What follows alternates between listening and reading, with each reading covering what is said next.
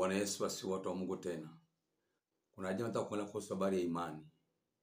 Kama watumishi wa Bwana, tumechaguliwa kwenye utumishi katika huduma zile 5. Lengo mwili wa Kristo ujengwe na watu wafikie umoja wa nini? Wa imani.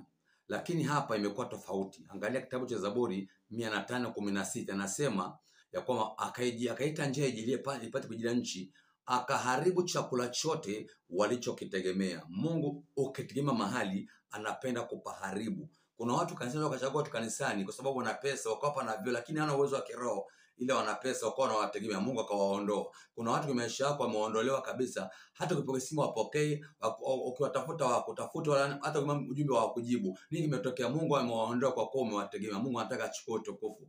Soma kitabu cha Hesabu 14:11, anasema kwamba watu hawa watanidharau hata lini? Wasiniamini. Mungu anambia Musa, watu hao watanidharau hata lini? Wasiniamini. Kwa hiyo Mungu anahesabu kwamba usipomwamini wamdharau.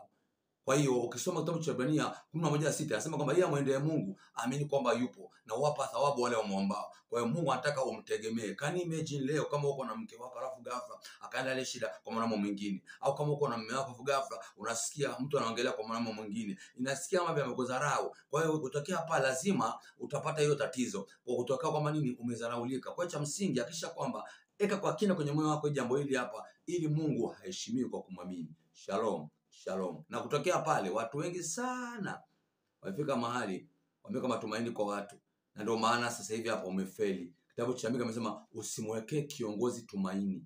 Unaweza mwekea kiongozi tumaini, ghafla ukasikia amezini, unaanza kuyumba kiimani. Mara kiongozi kafanya vituko, unasikia kuyumba kiimani. Akiyumba siumbe, muamini Mungu uthibitike. Ila kumtafuta Mungu, bado Mungu yupo hai, hajakuacha. Akakosea Mungu, hajakusea. Mwamini Mungu. Wamekuumiza watumishi, Mungu hajakuumiza moyo. Wengine wameacha huduma kwa sababu watumishi wameumiza moyo. Kakuumiza mtumishi, Mungu hajakuumiza moyo. Kaa mbele za Bwana, bado Mungu ni mama kwako, atakusaidia. Usiwaangalie wanaozini, wanafanya vituko, wapenda pesa. Endelea kumwamini Mungu, atakusaidia kwa maisha yako. Mungu hafi, achoki, haishiwi. Mwamini yeye. Yeye halali wala asinzii. Akikuahidi, ahadi zake ni kweli na amina, anasema kiongo akisema lazima atimize. Shalom, shalom. Baada ya hapa, hakikisha kwamba moyo wako na mawazo yako unaelekeza kwa Mungu ili atende aliyokusudia. Amen.